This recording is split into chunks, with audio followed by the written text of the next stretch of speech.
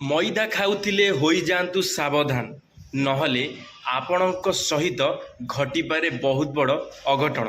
ହଁ ସାଙ୍ଗମାନେ, ଆପଣମାନେ ଯେଉଁ ମଇଦା ଖାଉଛନ୍ତି ସେ ମଇଦା ଆପଣଙ୍କ ପେଟରେ ଯାଇ ଡାଇଜେସନ୍ ହେବା ପାଇଁ 2 ରୁ 3 ଦିନ ଲାଗିଯାଉଛି। ଆପଣମାନଙ୍କୁ ଜଣାପଡ଼ୁନାହିଁ। ଆପଣମାନଙ୍କର ଦେଖିଥିବେ ଯେବେ ଆପଣମାନେ ମଇଦାର କିଛି ଜିନିଷ ଖାଇଥିବେ, ଯେମିତିକି ପୁରୀ ହେଉ କି ମ୍ୟାଗି ୟୁପି ହେଉ କି ଯେକୌଣସି ଜିନିଷ ମଇଦାରେ ସବୁ ବନୁଛି, ଯଦି ଆପଣମାନେ ଖାଇଥାନ୍ତି ଆପଣମାନଙ୍କୁ ଗୋଟେ ଅଲଗା ଟାଇପ୍ର ଲାଗିଥାଏ, ଗୋଟେ ହଜମ ହୋଇନଥାଏ, ଆପଣଙ୍କୁ ଗ୍ୟାସ୍ ଟାଇପ୍ର ଲାଗିଥାଏ। ତ ଯଦି ଆପଣମାନେ ମଇଦା ଖାଉଛନ୍ତି ତାହେଲେ ଆଜିଠାରୁ ମଇଦା ଖାଇବା ବନ୍ଦ କରିଦିଅନ୍ତୁ।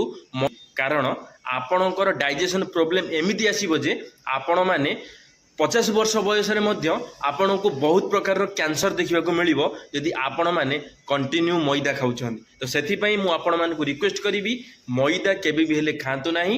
କାରଣ ମଇଦା ହେଉଛି ଆମ ଶରୀର ପାଇଁ ବହୁତ ବଡ଼ ଗୋଟେ ସ୍ଲୋ ପଏଜନ୍ ସାଙ୍ଗେ ସମାନ ହେଉଛି ମଇଦା। ମଇଦା ଆମ ଶରୀରକୁ ସ୍ଲୋ ପଏଜନ୍, ମାନେ ଧୀରେ ଧୀରେ ଆମ ଶରୀରକୁ ନଷ୍ଟ କରିଦେଇଥାଏ ମଇଦା। ସେଥିପାଇଁ ମଇଦା କେବେ ବି ହେଲେ ଖାଆନ୍ତୁ ନାହିଁ। ଯଦି ଭିଡ଼ିଓଟି ଭଲ ଲାଗିଥିବ ଲାଇକ୍ କରିଦେବେ, ଫଲୋ କରିଦେବେ। ଧନ୍ୟବାଦ। ଜୟ ଜଗନ୍ନାଥ।